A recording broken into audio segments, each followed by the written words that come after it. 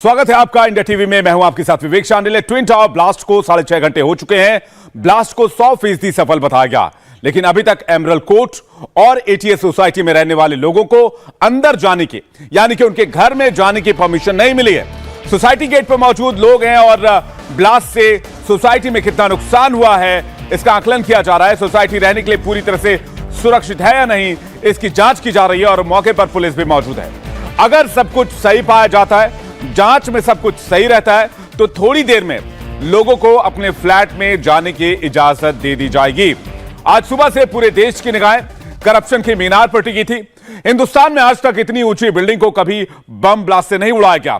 कैसे पूरी तैयारी की गई, अब आगे क्या होगा, क्यों अगले 2 दिन नोएडा के लिए अहम बताए जा रहे हैं, आपको तस्वीरें हम दिखाएं। सबसे पहले किस तरह से आज ब्लास्ट कर 2:30 बजे दोनों टावरों को जमींदोज कर दिया गया। महज 9 सेकंड और 103 मीटर ऊंची ट्विन टावर जमींदोज हो चुकी थी। आइए इस रिपोर्ट में देखते हैं।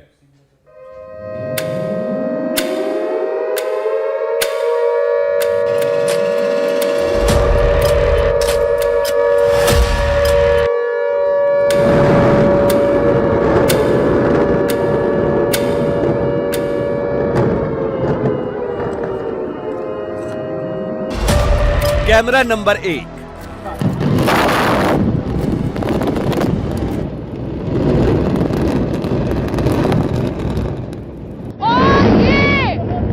और ये डिमोलिश हो गई है ये बड़ी बिल्डिंग, वो ट्विन टावर, वो ऐतिहासिक पल और एक भूकंप जैसी कंपन जमीन में सुनाई दी है। Camera number 2।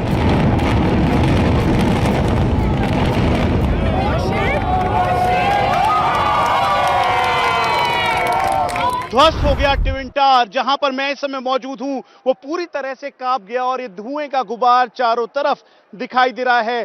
चारों तरफ सब कुछ, क्योंकि हवा पीछे की डायरेक्शन की है तो ये पीछे की तरफ इस समय हवा जाते हुए। Camera number 3।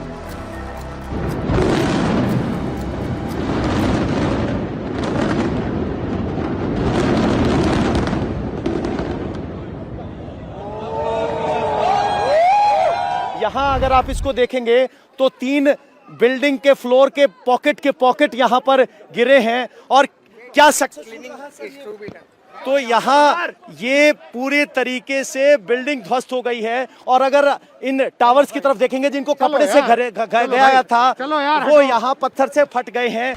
Camera number 4।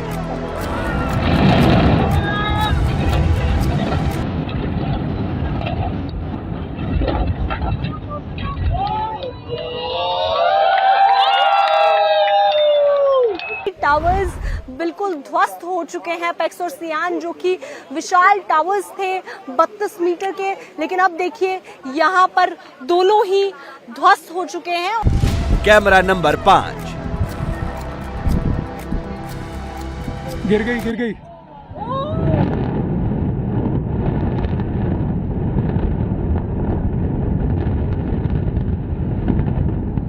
Camera number 6।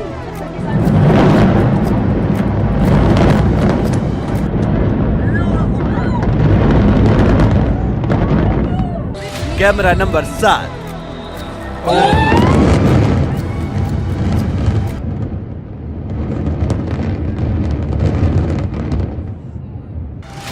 Camera number 8।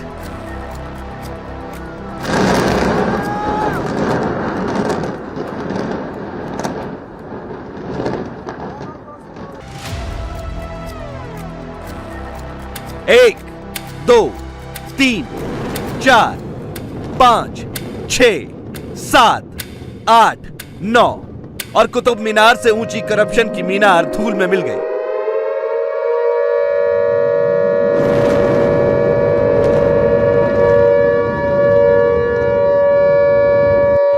ये 9 सेकंड पूरे हिंदुस्तान के लिए, हर एक लालची बिल्डर के लिए, हर एक भ्रष्ट अधिकारी के लिए सबसे बड़ा सबक है। भ्रष्टाचार की इमारत कितनी मजबूत क्यों ना हो, कितनी ऊंची क्यों ना हो, लेकिन इंसाफ के सामने 9 सेकंड भी नहीं टिक सकते। जैसे ही ब्लास्ट हुआ, आसपास की इमारतों पर लगा सफेद कपड़ा कई जगह से फट गया।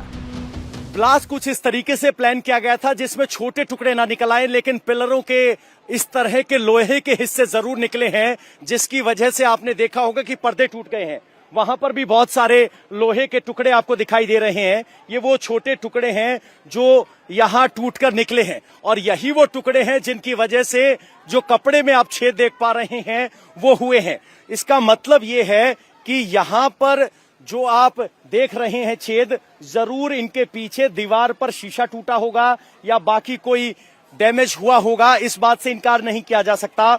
और ये लोहा बारूद से कटा हुआ है, यहाँ पे जला हुआ है, बारूद इसके बगल में टूटा है, इसलिए आपको ऐसा दिखाई दे रहा है। तो इस तरीके से यहाँ पर कोई चीजें हैं। ये आप जो पैडिंग देख पा रहे हैं, ये बारूद के बगल में वाली पैडिंग थी जो फटकर यहाँ तक आ गई है। ट्विन टावर ब्लास्ट को कवर करने के लिए हमारी 7 टीम आसपास मौजूद थी। हर एक एंगल से एक एक तस्वीर को कैप्चर किया जा रहा था। प्राची स्काई कैम के साथ तो भास्कर मिश्रा ट्विन टावर के सबसे करीब वाली इमारत में मौजूद थे। जब ब्लास्ट हुआ तो पहला इम्पैक्ट तो वहीं पड़ा। कुछ ही सेकंड में नोएडा का ट्विन टावर ध्वस्त हो चुका है और उसका साइड इफेक्ट देखिए, पूरा अंधेरा छा गया है। इस पूरे इलाके में ऐसा लग रहा है धुएं का गुबार ऐसा छाया हुआ है कि कुछ भी नजर नहीं आ रहा है।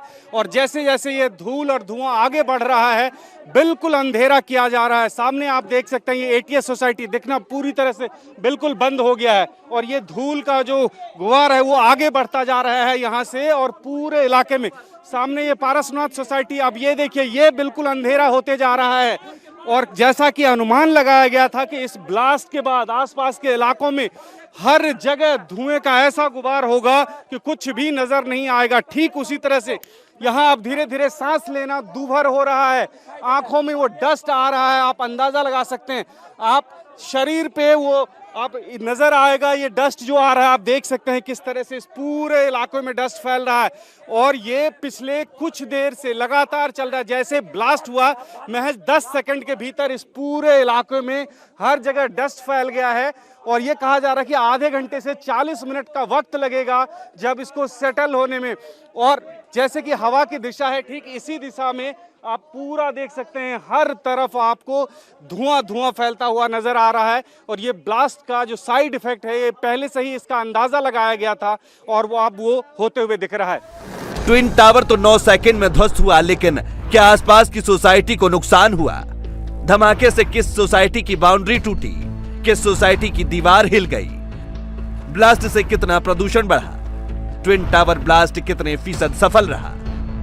ये ब्लास्ट से कुछ देर पहले की तस्वीरें हैं। ड्रोन से इस एंगल से फोटो खींची गई। इन तस्वीरों को थोड़ा गौर से जूम करके देखेंगे तो आपको सैकड़ों टायर नजर आएंगे। पूरी ब्लास्ट प्लानिंग में इन टायरों का अहम रोल था। हम इस वक्त आपको सीधी तस्वीरें वहां से दिखा रहे हैं जहां पर ये डिमोलिशन हुआ, जहां पर ये बिल्डिंग गिरी। वो बिल्डिंग का मलबा सीधे तौर पर तस्वीरों में दिखाई दे रहा है। दरअसल ये आगे की तरफ जो टायर्स दिखाई दे रहे हैं, ये प्रेशर को कम करने के लिए लगाए गए थे, ताकि अगर बिल्डिंग इस तरफ गिरती है तो आगे की तरफ ज्यादा नुकसान ना हो। और वो एक्सपेरिमेंट भी कामयाब रहा। जो तमाम टायर्स आगे बिछाए गए थे वो इसीलिए बिछाए गए थे, और ये तैयारी पिछले लंबे वक्त से की जा रही थी। और ये पूरा मलबा, इस वक्त मलबे का ढेर दिखाई दे रहा है, सरिये निकले हुए दिखाई दे रहे हैं। पूरा सीमेंट का ये स्ट्रक्चर इस वक्त इस तरीके से दिखाई दे रहा है। यहाँ पर भी देखिए तमाम जो सरिये, ये सब वायर्स लगाई गई थी, वो इस वक्त पूरी तरह बिखरी हुई यहाँ पर दिखाई दे रही है। और जिस तरीके से हमने कंपनी के इंजीनियर से बात की है, उनका कहना है कि 3 महीने का वक्त लग सकता है इस पूरे डेब्रिस को क्लियर करने में। 3 महीने में ये पूरा मलबा क्लियर होगा, लेकिन टावर्स को कोई ज्यादा नुकसान नहीं पहुंचा है। हालांकि अभी जो टीम है वो अंदर टावर्स के अंदर जाएगी, तब देखा जाएगा कि कहीं कांच या फिर कुछ ऐसी चीजें तो नहीं टूटी हैं, जो कि क्योंकि कंपन इतनी ज्यादा हुई थी जब ये पूरा डिमोलिशन हुआ था, एक भूकंप जैसी कंपन थी। ऐसे में उससे थोड़ा सा शायद प्रभाव हो सकता है, जो कि एटीएस में भी दिखाई दिया है कि वहां कांच के शीशे टूटे हैं, कांच टूटा है। इसके अलावा जो बाउंड्री वॉल है उसको थोड़ा सा नुकसान हुआ है।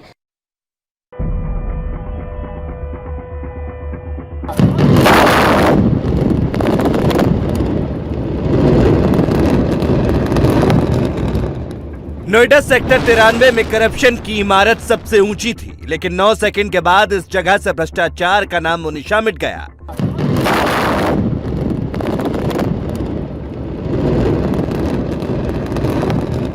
ढाई बजे बटन दबा, 2:30 और 10 सेकंड पर ट्विन टावर है से था में तब्दील हो गया।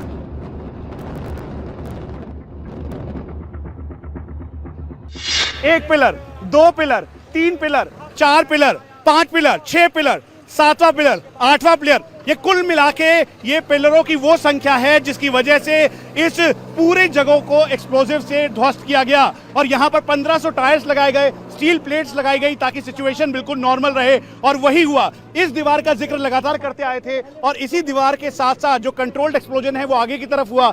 एटीएस की जो बिल्डिंग है, उसके अलावा सुपरटेक एमराल्ड की बिल्डिंग है, ये पूरी तरह से इस समय इस सिचुएशन के बाद पोस्ट एनालिसिस किया जा रहा है। सीबीआरआई की टीम यहाँ पर मौजूद है, और उसके बाद ही यहाँ के लोकल लोगों को क्लियरेंस मिलेगा। इस पूरे एरिया के अंदर इसके पोस्ट इफेक्ट अलग अलग तरीके से देखने को मिले। जो कर्टेन्स लगाए गए हैं उस पे इसका शॉकवेव के तौर पे जरूर आया, लेकिन अंदर कोई भी ढांचा या स्ट्रक्चर इसमें तबाह नहीं हुआ। उसके साथ साथ दूसरा एटीएस की जो बिल्डिंग है उसकी एडजॉइनिंग वॉल जरूर नुकसान हुआ, लेकिन उसके बावजूद ही सिचुएशन सब कुछ ठीक थी। ये सामने जो एडिफिस टावर दिखाया, जहां पे एडिफिस का बोर्ड है, उस बोर्ड के साथ जो वॉल थी वो वॉल डैमेज हुई, जहां पे जिस टायर का हम जिक्र कर रहे थे कि शॉक वेव को कंट्रोल करने के लिए इन टायर्स का इस्तेमाल किया गया। स्टील प्लेट्स लगाई गई। इस तरह से जो आयरन रॉड्स और ये जो मलबा है पिलर्स के ऊपर जो आप होल देख रहे हैं, उन होल्स के अंदर चार्ज लगाया गया, एक्सप्लोजिव लगाया गया, और कंट्रोल्ड एक्सप्लोजन के तहत 3700 केजी जो एक्सप्लोजिव था पलवल से लाया गया, उसके द्वारा ये पूरी बिल्डिंग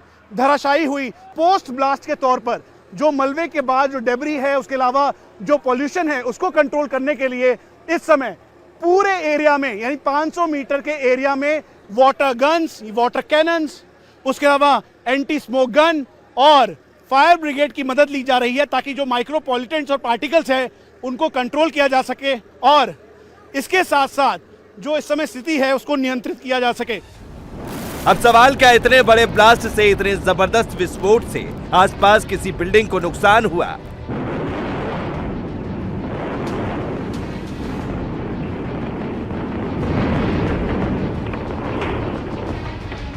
यहां पर ट्विन टावर था, ये एमराल्ड कोर्ट, यहां पर एटीएस है, और ये आसपास की सोसाइटी। ये ब्लास्ट के तुरंत बाद की तस्वीरें। ट्विन टावर के 23 मीटर दूर ये एटीएस सोसाइटी है जो धूल से पूरी तरह से ढक गया। एटीएस के कुछ घरों के शीशे टूटे हैं। एक बाउंड्री 3 से 4 मीटर टूट गई। कोई भी बड़ा नुकसान नहीं हुआ। एक तरीके से 100% सक्सेसफुल रहा है। जो नुकसान हुआ है वो भी मैं आपको दिखा देती हूँ। वो पहले से माना जा रहा था कि नुकसान हो सकता है, जो कि एटीएस की यहाँ पे एक वॉल है 10 मीटर की, उसको हुआ है। जो ऊपर का हिस्सा है अपेक्स ओसियान टावर्स का, वो इधर टेढ़ा होकर गिरा, जिसकी वजह से आप देखेंगे कि यहाँ पर एक दीवार जरूर ध्वस्त हुई है, जो कि एटीएस विलेज की है।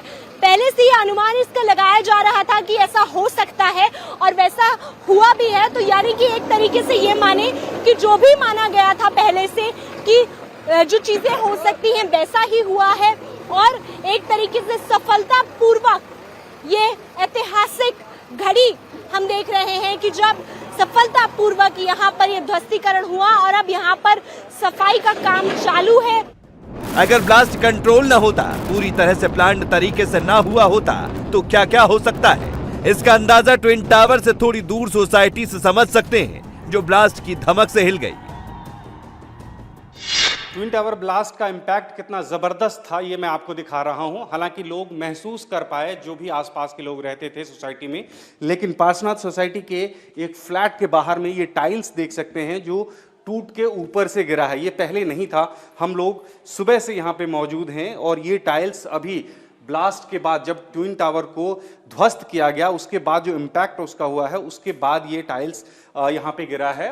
हालांकि इस फ्लैट में पहले आग लग चुकी थी और इस वजह से वो कमज़ोर हो रखा था, ये कैसे कहा जा सकता है, लेकिन इतना ज़रूर है उस धमाके के बाद ही इस फ्लैट के बाहर जो है वो जो टाइल्स लगे हुए थे वो टूट के गिरा है, और ये चारों तरफ बिखरा हुआ है। आप अंदाज़ा लगाइए कि जो न सिर्फ ये महसूस किया गया है, और बल्कि इससे नुकसान भी हुआ है।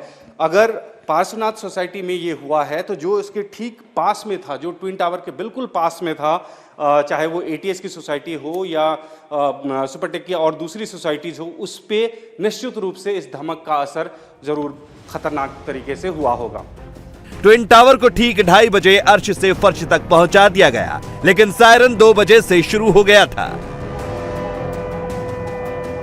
आधे घंटे तक ब्लास्ट साइट पर क्या चल रहा था, जिस शख्स को ब्लास्ट बटन दबाना था उसके दिमाग में क्या चल रहा है और बाद में सब क्यों रो पड़े।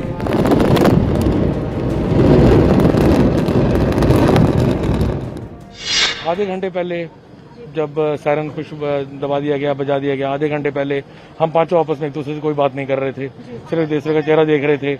और जैसे बटन दबा, बटन दबने के इमीडिएटली बाद जब मैंने खड़े होकर बिल्डिंग की तरफ देखा तो सिर्फ वहाँ धूल का गुबार था और कुछ चिंताएं थी।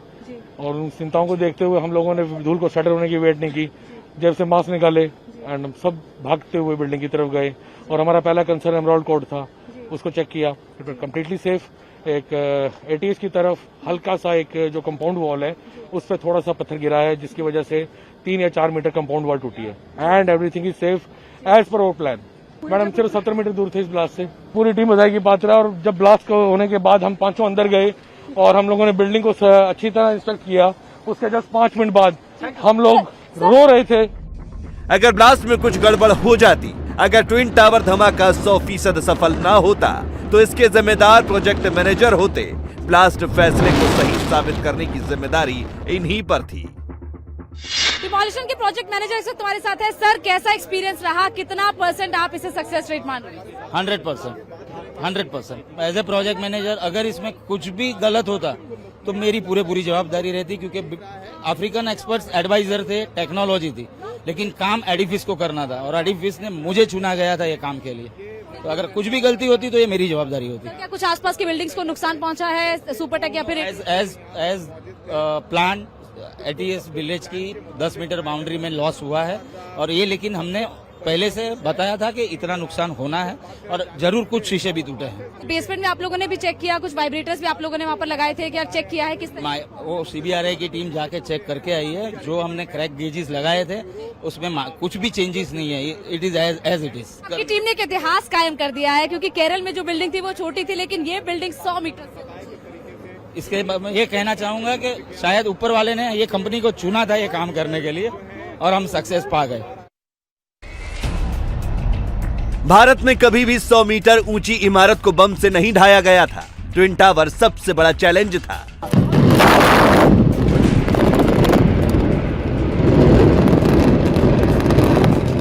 ट्विन टावर को सफेद और काले कपड़े से ढका गया था। कई जगह सफेद कपड़ा लगाया और कई जगह काला कपड़ा। इन सफेद काले कपड़ों का रहस्य ब्लास्ट तक लोगों को समझ नहीं आया था। इसका राज ट्विन टावर गिराने के बाद स्पेशल टीम ने खोला।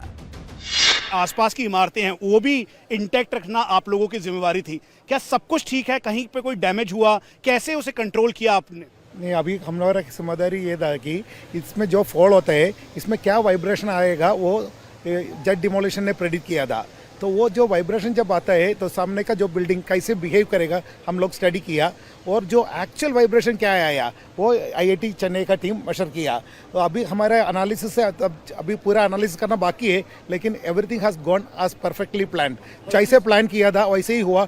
अच्छा, अगर ये स्ट्रक्चर देखें जो डेबरी है, मैं देखता हूं तो मुझे लगता है कि ये पिलर्स के ऊपर चार्जेस लगाए गए 9676, उसके अलावा एक्सप्लोजिव लगाया गया 3700 kg। आप इसे कैसे इंटरप्रेट करते हैं साधारण शब्दों में? क्योंकि पिलर्स इंटैक्ट है, वायर्स दिख रही है, चार्जेस दिख रहे हैं, सब कुछ दिख रहा है।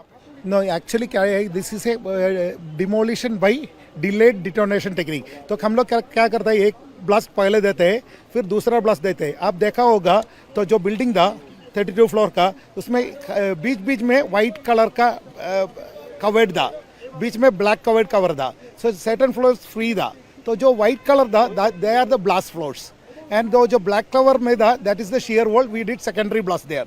सो द ब्लास्ट फ्लोर्स में खाली कॉलम को कट करता है और वो गिरता है, तो बीच का गोला ऐसे ही गिरता है, इसलिए हम लोग ऐसे देख रहे हैं, अनइंटरप्टेड दिखता है। स्लैब और बीम में कोई ब्लास्ट नहीं देते, तो कॉलम को खाली गिराते हैं, उसके ग्रेविटी में वो फॉलो होता है, इसलिए ऐसे हीप बनता है। पिछले लंबे समय से हम ये तस्वीर देख रहे थे कि एक ब्लैक पर्दा लगा हुआ है, व्हाइट पर्दा लगा हुआ है, वो क्या था? साधारण शब्दों में आप समझाएं, लोग देखना चाहते हैं, समझना चाहते हैं कि ये बिल्कुल कॉपी बुक ब्लास्ट हुआ, कंट्रोल्ड एक्सप्लोजन हुआ, कैसे हुआ? सो एक तो जियो सिंथेटिक्स है और जियो में से, सो कॉलम में जहाँ पे एक्सप्लोजिव था वहाँ पे वायर मेस और जियो सिंथेटिक देखे थे, सो दैट जो फ्लाइंग डेब्रिस वो ज़्यादा बाहर ना जा सके, और ये वाला उस बिल्डिंग का प्रोटेक्शन के लिए है। ये जो काला कपड़ा था वो किस लिए था, सफेद कपड़ा किस लिए था? हमें तो लग रहा था कि अंदर एक्सप्लोजिव है और कर्टेन लगा रखा है कंट्रोल करने के लिए। नहीं, वो जैसे ब्लास्ट जो होता है, फ्लाइंग डेब्रिस सबसे बड़ा प्रॉब्लम है। तो जब देखा जाए तो पूरी दुनिया में बहुत जगह में जब ब्लास्ट हुआ है बहुत फैटेलिटी भी हुआ है। तो इसके लिए फ्लाइंग डेब्रिस कंट्रोल करना बहुत इंपॉर्टेंट काम है। इसलिए वायर मेश लगाया था और जियोटेक्सटाइल लेयर्स लगाया था। 13 layers of geotextiles were placed. Blast हो चुका है, ट्विन टावर का नामो निशान मिटा दिया गया।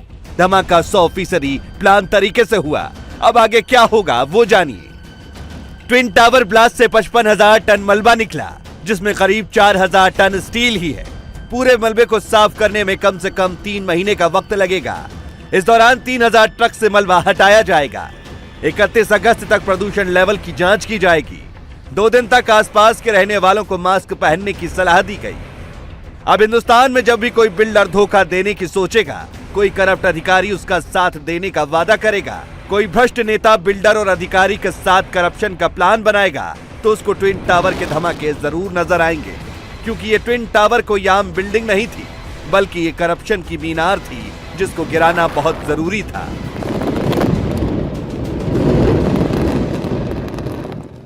इंडिया टीवी हर वक्त हर जगह डाउनलोड करने के लिए सर्च करें India TV news Google play store या ऐप स्टोर पर।